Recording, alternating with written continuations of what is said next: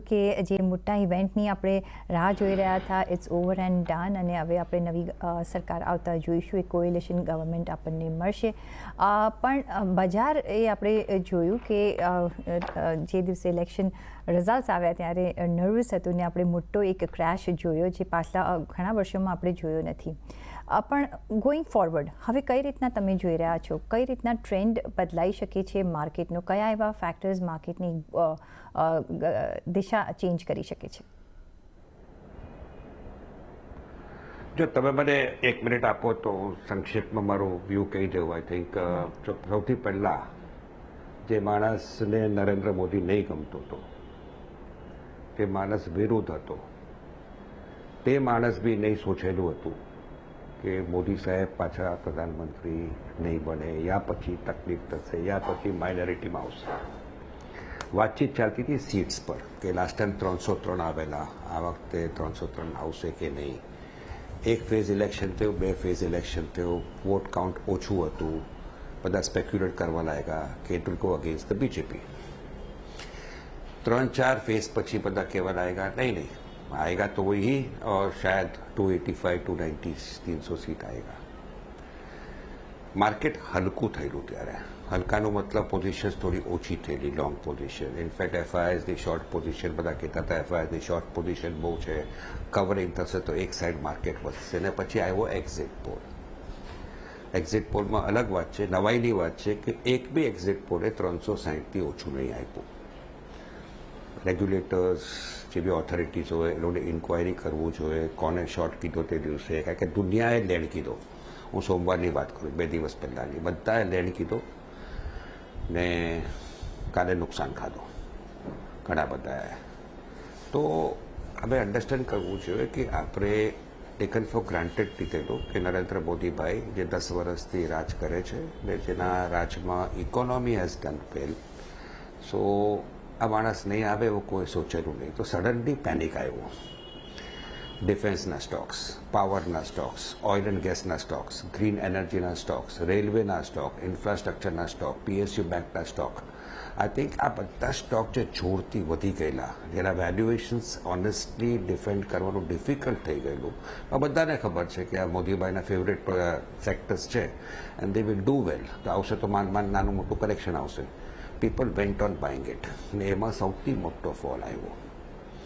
બીજી વાત તમે અગર ધ્યાનથી જો, અમે હમણાં એડવાન્સ ડિક્લાઇનની વાત કરતા હતા, અગર સોમવાર તો તમે એડવાન્સ ડિક્લાઇન જો, જ્યારે બજાર 4.5-3% ઉપર હતું, ત્યારે એડવાન્સ ને ડિક્લાઇનનો રેશિયો 3:2 હતો, which is not very healthy.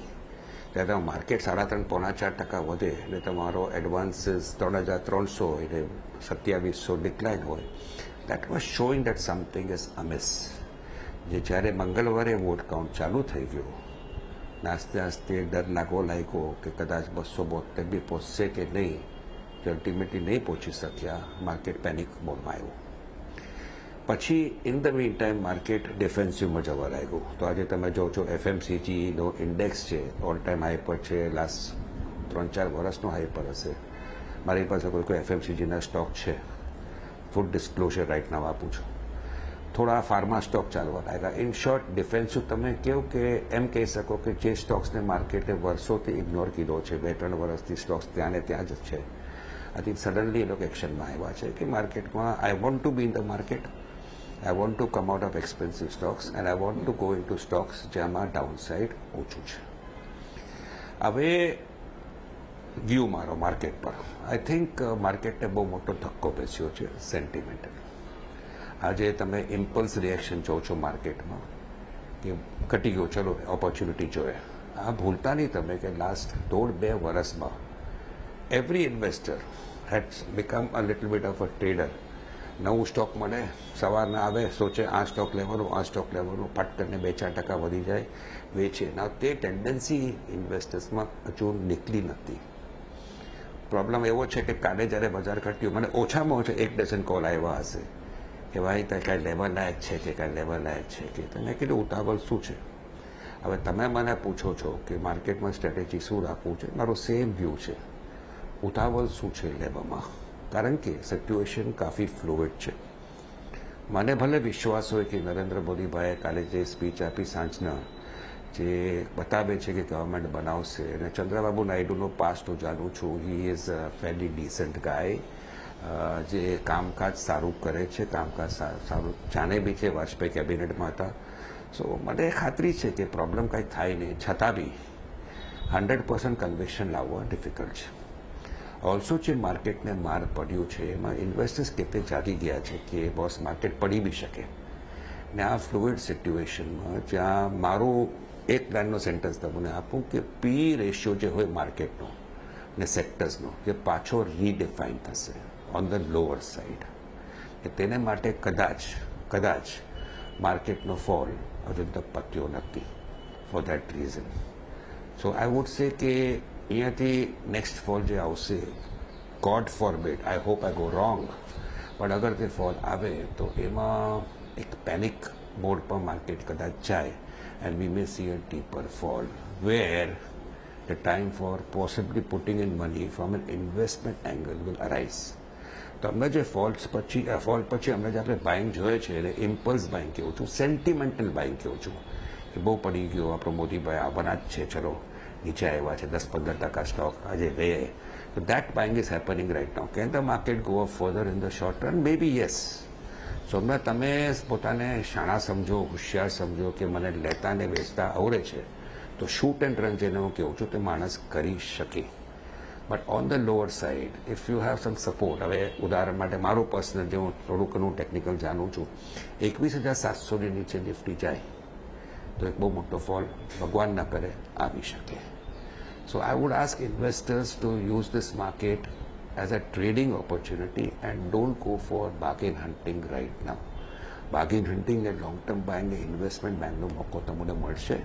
Don't challenge the market, કારણ કે માર્કેટમાં જે પ્રાઇસ અર્નિંગ રેશિયો છે, I think that is getting redefined. જે ફેવર્ડ સેક્ટર્સ હતા, ડિફેન્સ હતા, પાવર હતા, ઓઇલ એન્ડ ગેસ હતા, ગ્રીન એનર્જીના સ્ટોક્સો હતા, રેલવેઝના સ્ટોક્સો હતા, કાફી સારા કેપિટલ ગુડ્સના સ્ટોક્સો હતા. એ તમે ધ્યાનથી જો, હવે બધા જોઈ છે, પહેલાં જોતા હતા નહીં, એ 50, 60, 70, 80ના પી પર હતા. તો એમાં અપસાઇડ હતું only if the momentum was in favour, otherwise there is only going to be a down side. એ ડાઉન સાઇડમાં હું કહીશ કે મોદીભાઈ 5 વર્ષ રહી તો I think the stocks will again go up, but they have to fall first before they go up. તો હમણાં જે હોશિયાર માણસો છે એ લોકો થોડા હલકા થયા છે આ બધા સેક્ટર્સથી, and they are going and sitting in defensives, and this trend could continue for some more time.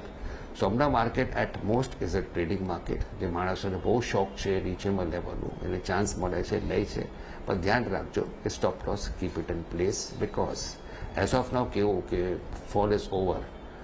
હું હંમેશા તેજીનો ઘોડો છું, પણ મને પોતાને હમણાં થોડું ડર લાગે છે. ને હું કહું છું કે I think if you want to buy from the longer term, unless તમે સ્ટોક્સની જાત જાણો, કંપનીની જાત જાણો, વેલ્યુએશન સમજો કે 20-25નો પી છે, ડિફેન્ડ કરી શકું છું, ધંધો પાણી સારો છે, it is a company which people will look and buy into. કારણ કે હવે નાના મોટા કંપની કોઈ વધારે જોવાનું નથી હમણાંને માટે.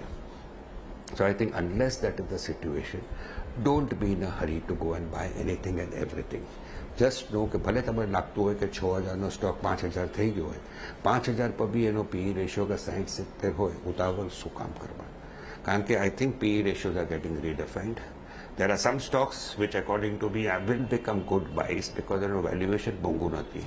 તો આજની તારીખે ઇન શોર્ટ જે સેક્ટર્સના સ્ટોક્સ ચોરથી વધી ગયેલા બિકોઝ ઓફ નરેન્દ્ર મોદીજી, એ મેજોરિટીમાં છે, ફર્સ્ટ ક્લાસ છે, અને આ બધું સેક્ટર્સો ગમે છે, તેમાં રિએક્શન સૌથી મોટો ફાસ્ટ આવ્યો છે.